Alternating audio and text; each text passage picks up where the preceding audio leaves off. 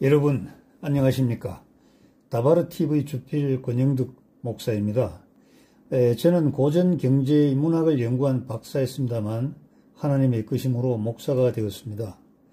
우리나라 민주화를 위한 제도 개선과 부정선거 방지를 위한 대책을 강구하였으며 김대중 후보 낙선 공작을 무산시켜 1000년 만에 호남 대통령을 탄생시킨 용기 있고 정의로운 공직자이기도 했습니다.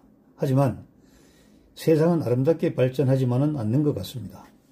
감시가 강화되면 속이는 사람들의 기술도 발전되는 악의 진화가 빠르기 때문입니다.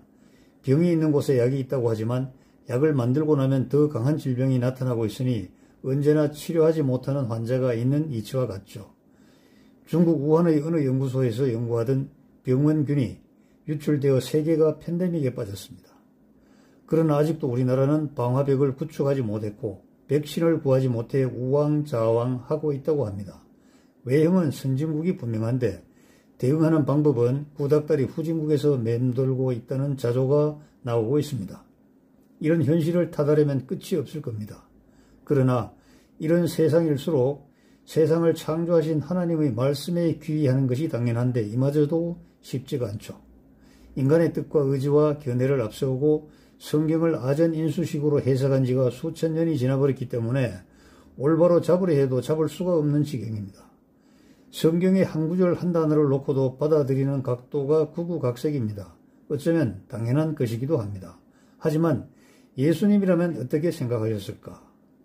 자기 주장을 앞세운 인본주의 번영신학이 아니라 세상을 창조하시고 생명을 불어넣어 주시고 생사를 주관하고 계시는 창조주님의 뜻과 견해와 의지는 무엇일까를 심사숙고하는 데 익숙해져야 합니다. 혼란의 세상에서 발생하는 현상을 성경 구절에 대입시켜 이렇다 저렇다 하는 것은 큰 죄를 저지르는 것입니다. 창조주님께 이렇게 저렇게 해달라고 많이 주문하고 땡깡 부리고 심지어 자해까지 서슴지 않는 우리들입니다. 그러나 우리의 이런 마음 이상으로 정말 우리에게 하실 말씀이 정말 많으신 분이 바로 창조주 하나님이십니다. 하나님은 절실하게 애타게 하고 싶은 말씀을 가지고 계십니다. 그래서 인간에게 설명해 주시기 위해 아주 극단적인 방법을 택하셨죠. 하나님의 본체이신 예수님께서 사람의 몸으로 이 세상에 내려오신 겁니다. 그리고 진리를 전파하시다가 십자가에 매달려서 죽게 되었습니다. 잘못하였다고 시인하면 살려주겠다는 권력의 위협에 굴종하지 않으셨죠. 먹고 살 걱정 없도록 구약의 만나와 메추라기를 퍼부어주셨던 하나님처럼 오병이어의 기적을 계속 보여주시면 자기들의 왕으로 모시겠다는 대중의 요구도 일축하여 버리셨습니다. 그분은 죽으심 외에는 선택할 여지가 없었죠.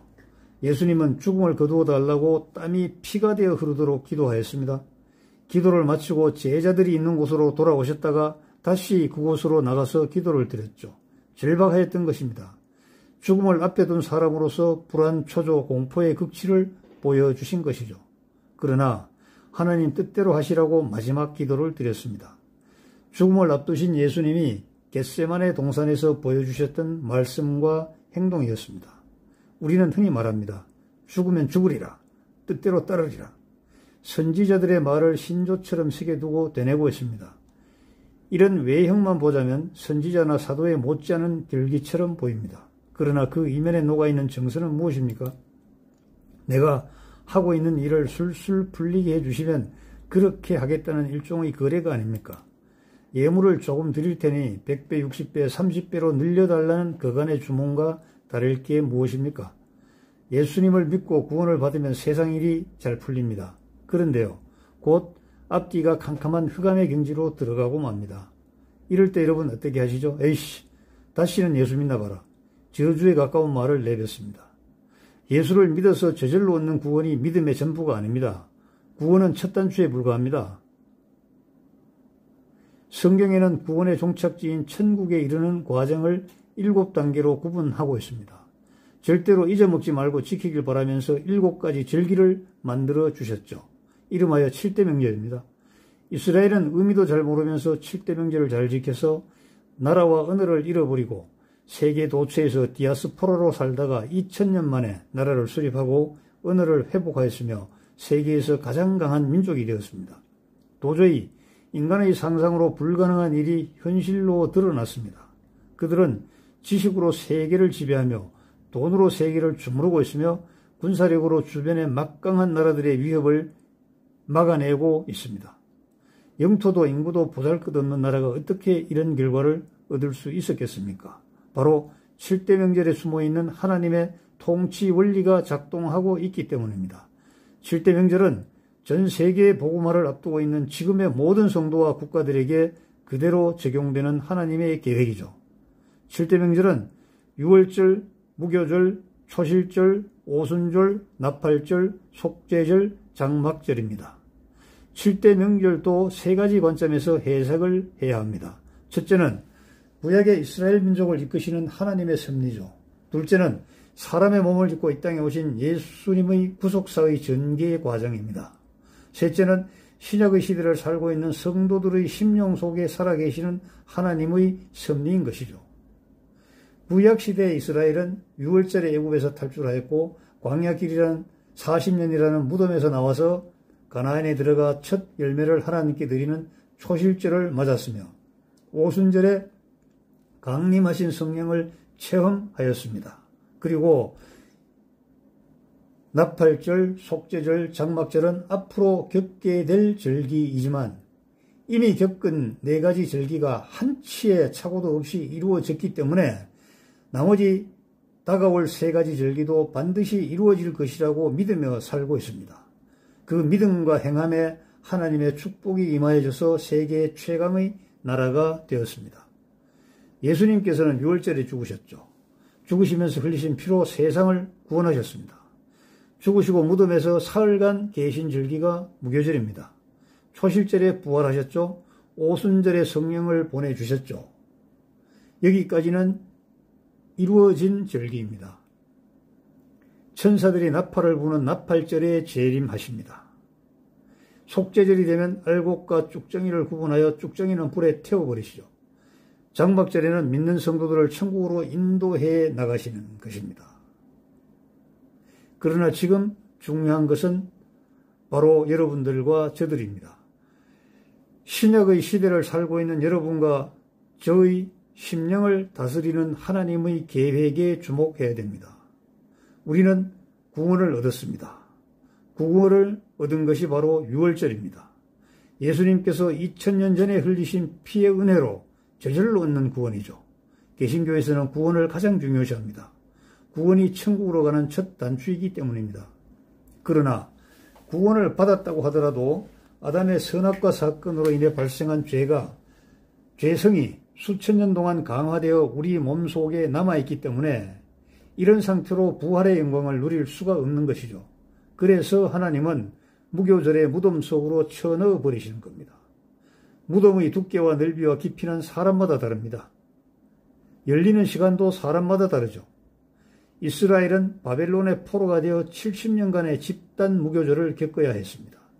모세는 미디안 광야에서 40년을요. 야곱은 밧담 아람의 하란에서 21년을, 요나는 물고기 뱃속에서 사흘을 겪었습니다. 이삭은 모리아산에서 장작덤비에 누웠다가 일어나면서 무교절을 마쳤습니다. 여러분은 어떤 무덤을 원하십니까? 누웠다 일어나면 금방 끝나버리는 이삭의 무교절을 원하십니까? 하나님께서는 무교절의 무덤을 통해서 하시고자 하는 바가 있습니다. 아담에서 비롯된 인간의 자아인 뜻과 견해와 의지를 철저하게 분쇄하시려고 하시는 것입니다. 인간이 생명처럼 여기는 시퍼렇게 살아있는 자아를 버리지 않고서는 부활의 영광으로 인도할 수가 없기 때문입니다. 여러분은 현실적인 삶 속에서 여러분을 힘들게 하는 것이 무엇입니까? 모든 불화의 원인으로 작용하고 있는 것이 무엇입니까? 바로 자아. 나의 뜻, 나의 의지, 나의 견해가 아니고 무엇입니까?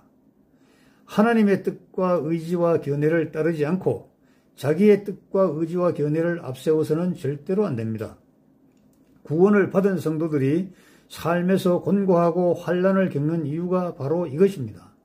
물질의 무덤, 부부의 무덤, 자녀의 무덤, 사업의 무덤, 직장의 무덤, 건강의 무덤, 지식의 무덤, 관계를 비롯한 많은 무덤들이 여러분의 어깨를 짓누르고 곤란케 합니다. 이 무덤을 열고 나오는 키는 자의 파쇄입니다. 자아가 파쇄되는 순간 이 무덤의 뚜껑은 열리고 여러분은 부활로 나오게 되어 있습니다. 무교절을 통과하고 나면 영적인 부활은 물론이고 육적인 부활도 가능하게 되는 것입니다. 물질의 문제도, 가정의 문제도, 사업의 문제도, 직장의 문제도, 질병의 문제도 다 풀리게 됩니다. 많은 성도님들이 버려야 할 자아의 목을 매달고 있으면서 삶이 풀리지 않는다고 한탄하고 있습니다. 그러나 자아가 파쇄되고 무교절을 통과하고 나면 드디어 부활의 영광에 참여하게 됩니다. 부활이라고 하면 무조건 아름답고 영광스럽다고 생각하기 쉽습니다. 그러나 삼청천에 올라가 본 사도 바울의 증거에 따르면 부활의 종류는 엄청나게 많습니다. 땅의 성도들이 알아들을 수 있도록 해처럼 부활, 달처럼 부활, 별처럼 부활이 있다고 했습니다. 하늘의 별도 무수히 많기 때문에 별의 부활도 다양하여 별과 별의 부활이라고 했습니다. 그런데 말입니다. 부끄러운 부활이 있다는 겁니다. 부끄럽다는 것은 무엇을 의미할까요? 짐승처럼 부활하는 경우도 있다고 생각해 보십시오. 여러분은 모두 별의 부활 이상의 부활에 참여해야 하지 않겠습니까? 부끄러운 부활은 정말로 부끄럽기 때문에 구원을 받았다는 은혜에 자족할 것이 아니라 해달별의 부활이 되도록 노력해야 됩니다. 잘 심어야죠. 잘 가꾸어야죠. 피조물이 만든 종교인 불교에서도 끊임없이 수행 정진해야 한다는 도노 점수와 한 번 도에 이르면 그만이라는 도노 돈수 논쟁이 재밌가경인데 하물며 창조주의 종교인 기독교 성도인 우리가 노력을 소홀히 하면 되겠습니까? 사도 바울이 증거한 부끄러운 부활이 엄연히 존재하고 있는데도 말입니다. 오순절에 강림한 성령은 이전의 성령과는 강도와 효과가 판이한 성령입니다. 예수님은 승천하시기 전에 제자들에게 당부합니다. 몇 날이 못되어 성령을 보내줄 테니 기다리라고 하였습니다. 500여 형제들이 기다리다가 하나둘씩 가버리고 120문도만 남았습니다. 마가의 다락방에 성령이 불의 혀처럼 각자에게 임하였죠. 성령이 임하자 각 나라 말로 말씀을 선포하고 그날 거기에 모인 수많은 유대인 디스포라들이 깜짝 놀랐습니다. 아니, 저 사람들을 내가 아는데 어떻게 저런 말씀을 선포할 수가 있어? 하고 말입니다.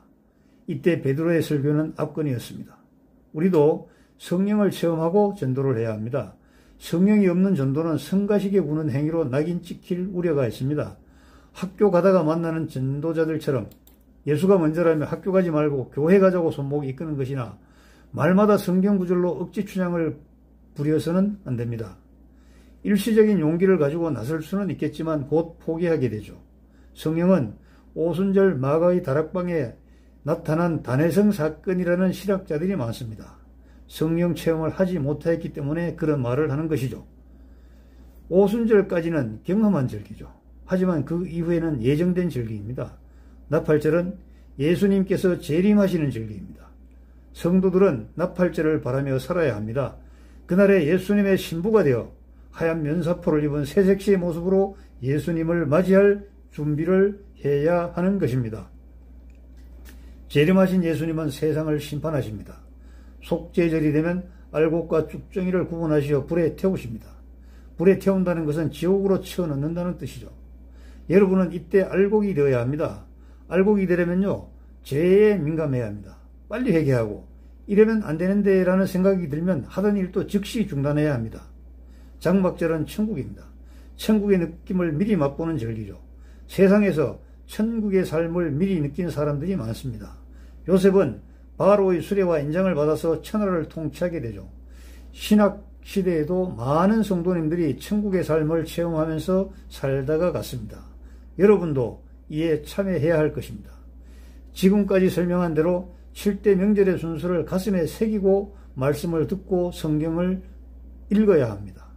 그렇지 않으면 성경의 단락과 구절에 빠져서 단어 하나에 빠져서 허우적거리게 됩니다. 몇몇 구절을 들어서 마치 성경의 전체인 양 설교하는 설교자들의 입담에 빠져서 진실을 보지 못하게 됩니다. 기독교는 은혜로 구원을 받으면 끝난다는 싸구려 값싼 종교가 아니죠. 재림하시는 예수님의 신부가 되어 천국으로 들어가는 창조의 원리대로 기쁨을 맛보는 성도가 되도록 노력해야 합니다. 7대 명절 한번 그려보겠습니다. 유월절, 무교절, 초실절, 오순절, 그 다음은요 나팔절, 속죄절, 장막절인 것입니다.